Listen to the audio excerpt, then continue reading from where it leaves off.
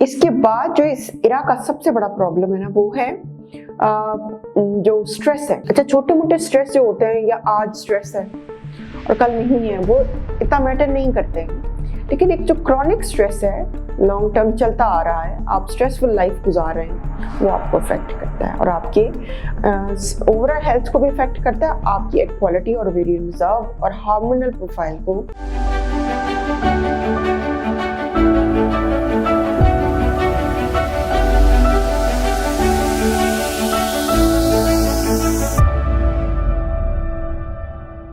अस्सलाम वालेकुम, मेरा नाम डॉक्टर तंजीला रहमान है और मैं कंसल्टेंट गायनेकोलॉजिस्ट हूँ। मेरे पास अक्सर पेशेंट जो हैं वो इस कंप्लेन के साथ अब आना शुरू हो गए हैं कि वो अपनी ओवेरियन रिजर्व या फिर अपने एग की क्वालिटी के बारे में बड़े ओवर कंसर्न्ड हैं। ओवर कंसर्न तो नहीं मुझे कहना चाहिए, कीन टू नो है कि उनकी स्टेटस क्या है। एक तो अवेयरनेस बहुत है सोशल मीडिया की वजह से, नॉलेज है लोगों को, सेल्फ अवेयरनेस है। बहुत सारे पेशेंट ये सवाल करते हैं, जैसे फॉर एग्जांपल पिछले दिनों मुझे इन 3-4 सवालों का इनकाउंटर कुछ ज्यादा हुआ, तो मैंने कहा एक इसके ऊपर इंफॉर्मेशनल वीडियो बना देते हैं। जैसे एक पेशेंट कंसीव करना चाह रही थी and she was married for 6 months और उनका पॉलीसिस्टिक ओवेरियन डिजीज डायग्नोज हुई हुई थी, तो वो बहुत एग्रेसिवली कोई ट्रीटमेंट लेना नहीं चाह रही थी, बट शी ओनली वांट्स के अच्छा मुझे पता चल जाए कि मेरी एग की क्वालिटी ठीक है, मुझे कोई प्रॉब्लम तो नहीं है, अगर प्रॉब्लम है तो मैं फिर जल्दी ऑप्ट कर लूँ, थोड़ी एंग्शियस थी। फिर अक्सर स्टूडेंट्स आते हैं और बिलीव मी ये बहुत राइजिंग ट्रेंड पे है ये चीज। बच्चे जो हमारे हैं वो अपनी 20s में, अच्छी बात है शादी वादी हो जाती है उनकी, लेकिन वो फैमिली प्लान नहीं कर रहे होते। हर कपल की यही होती है कि हमने इमिग्रेशन के लिए अप्लाई किया हुआ, हमने स्टूडेंट वीजा के लिए अप्लाई किया, we are thinking about settling abroad, हमारी एप्लीकेशन पुट अप हुई है, we don't want to conceive right now. लेकिन साथ ही साथ वो कंसर्न्ड होते हैं कि हमारा पोटेंशियल कितना है, ये तो नहीं होगा कि थोड़ा लेटर ऑन जाकर हमें प्रेग्नेंट होने में प्रॉब्लम हो जाएगा। सो एंजाइटी तो उसमें भी आ जाती है। फिर एक तो पेशेंट मेरे पास आए कि जिनकी मदर्स की अर्ली मीनोपॉज हुई भी थी, लाइक 30s में, ठीक है, तो वो कंसर्न थे कि हमारा अर्ली मीनोपॉज तो नहीं हो जाएगा, एजुकेशन भी कंटिन्यू करनी है, शादी अभी प्लान नहीं हो रही है, तो क्या स्टेटस बनेगा हमारे फर्टिलिटी का। सो बहुत जरूरी है ये जानना कि जो एग क्वालिटी है वो दिन ब दिन डिक्रीज होती जा रही है। जो खवातीन के अंडे हैं वो या तो अच्छी क्वालिटी के नहीं है या फिर वो दिन ब दिन जाया होते जा रहे हैं। उसमें एक बात क्लियर आपको बताऊं कि जो मेल के स्पर्म होते हैं वो तो रैपिडली रिप्रोड्यूस होते रहते हैं थ्रू आउट द लाइफ, लेकिन जो एक खातून या एक बच्ची पैदा होती है वो एक फिक्स्ड अमाउंट ऑफ एग के साथ पैदा होती है। अगर कोई लाइफ में ऐसा ट्रिगर आ जाए, अगर लाइफ में ऐसे हालात पैदा हो जाएं कि एग की क्वालिटी को नुकसान पहुंचने का अंदेशा हो, तो बैकअप पे कुछ नहीं होता, फिर खाली वो जाया हो गए तो गए, ठीक है, वो दोबारा नहीं बन सकते। तो इनको प्रिजर्व करना, इनको सेव रखना आपकी जिम्मेदारी है, ठीक है। सिर्फ बच्चे या फर्टिलिटी ही एक प्रॉब्लम नहीं है, आपकी अच्छी हेल्थ के लिए, आपके रिप्रोडक्टिव सिस्टम के लिए, आपकी ऑनगोइंग लाइफ के लिए बहुत इंपॉर्टेंट है। अच्छा, हम आज डिस्कस करेंगे थोड़ा सा कि किन किन टेस्ट से आप बगैर किसी गायनेकोलॉजिस्ट के पास जाए भी खुद से ये टेस्ट करा के तो अपनी फर्टिलिटी या अपने एग की क्वालिटी या फिर अपने ओवेरियन रिजर्व को चेक कर सकते हैं कि वो ठीक है कि नहीं।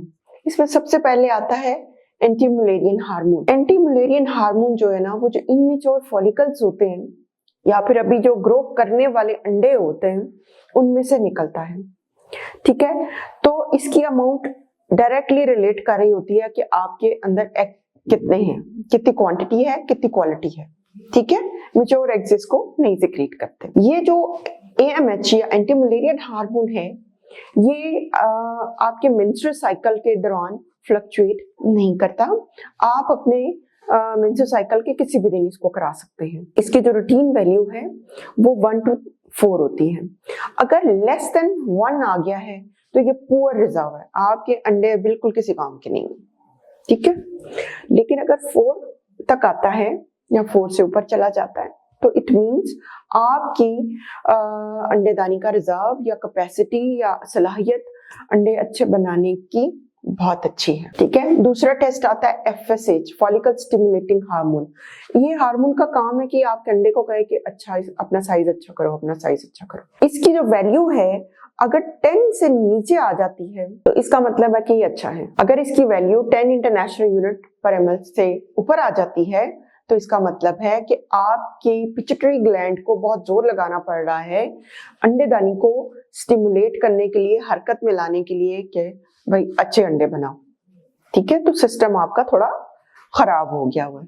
जो फॉलिकल स्टिमुलेटिंग हार्मोन है ये आप मेंसेस के दूसरे तीसरे दिन या फिर मैक्सिमम चौथे दिन करा सकते हैं, उसके बाद इसको ना कराएं क्योंकि बेसलाइन पे ही हम इंटरप्रेट कर सकते हैं, अदरवाइज ये थ्रू आउट मेंसेस साइकिल थोड़ा फ्लक्चुएट करता है। तो आपको उस चीज को जहन में रखना है।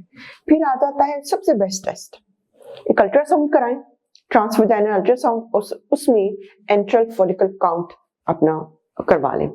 एंट्रल फॉलिकल काउंट ये है कि आपके ओवरी के अंदर कितने फॉलिकल पड़े हुए हैं। ये काउंट आपको प्रीसाइज एक्टिविटी बता देता है, लेकिन इसके लिए ऑब्वियसली आपको रेडियोलॉजिस्ट के पास जाना पड़ेगा, अल्ट्रासाउंड कराना पड़ेगा।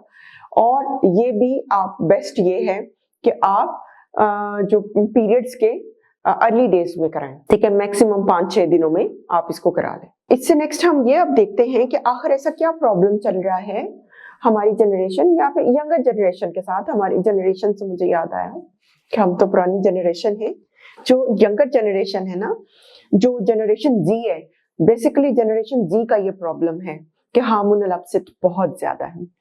उसमें क्या है, लाइफस्टाइल। ठीक है, लाइफस्टाइल में सेडेंटरी लाइफस्टाइल है, जंक फूड ईटिंग है, ठीक है, उसके बाद स्मोकिंग है और अल्कोहल इंटेक है, शीशा का इंटेक है। फिर उसके साथ आ जाता है कि जो फिजिकल एक्टिविटी है वो बहुत रिड्यूस हो गई हुई है। ऑल्दो बच्चे हमारे एक्टिव हैं लेकिन वो मेंटली ज्यादा एक्टिव। फिर आ जाता है एनवायरमेंटल टॉक्सिन्स बहुत हैं, क्या इसको उर्दू में कहेंगे माहौलियाती जहर बहुत है। और एनवायरमेंटल टॉक्सिन में स्मोक, धुआं और हमारे जो फसलों के ऊपर पेस्टिसाइड्स होते हैं वो सब कुछ, इससे हमारी डाइट इफेक्ट होती है, हमारा अंदर जो टॉक्सिन्स की क्वांटिटी है वो बहुत ज्यादा हो जाती है। टॉक्सिन्स डायरेक्टली इफेक्ट करते हैं हर उस सेल को जो रैपिडली ग्रो करता है। सो हमारा जो फॉलिकल या अंडा होता है ये रैपिडली ग्रो करता है। फिर आ जाते हैं कि मेडिकल डिसऑर्डर्स हैं। मेडिकल डिसऑर्डर्स में ऑटोइम्यून डिजीजेस हैं, पॉलीसिस्टिक ओवेरियन डिजीज है और डायबिटीज है, इंसुलिन रेजिस्टेंस है। अर्ली डिटेक्शन हो रही है ओवेरियन कैंसर्स की, ठीक है, उसमें सर्जरी हो जाती है ओवरीज के ऊपर या फिर किसी भी और जगह, क्योंकि ओवरऑल कैंसर का रिस्क इंक्रीज करता जा रहा है।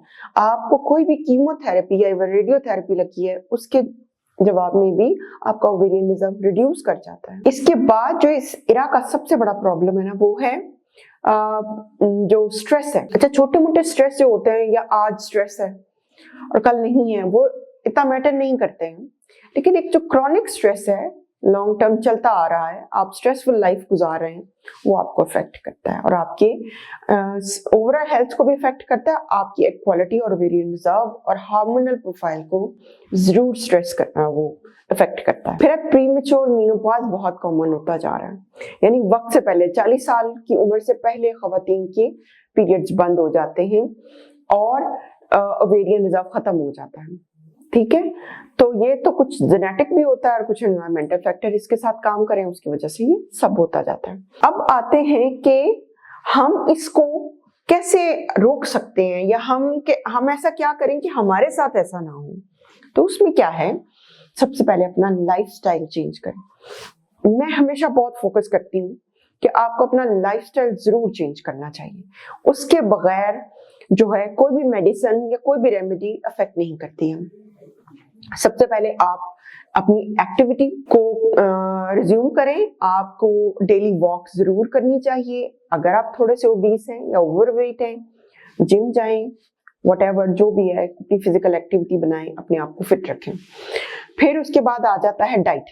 डाइट में कोशिश करें फ्राइड चीजें ना खाएं, जंक फूड को अवॉइड करें और इसके साथ साथ टिप दूंगी आपको कि जो वेजीज या फ्रूट्स है ना उनको थोड़ी देर के लिए डिप करके रखें पानी के अंदर, एटलीस्ट 4-5 मिनट, और फिर उसको खाएं। उससे भी थोड़ा टॉक्सिन्स का इफेक्ट कम हो जाता है।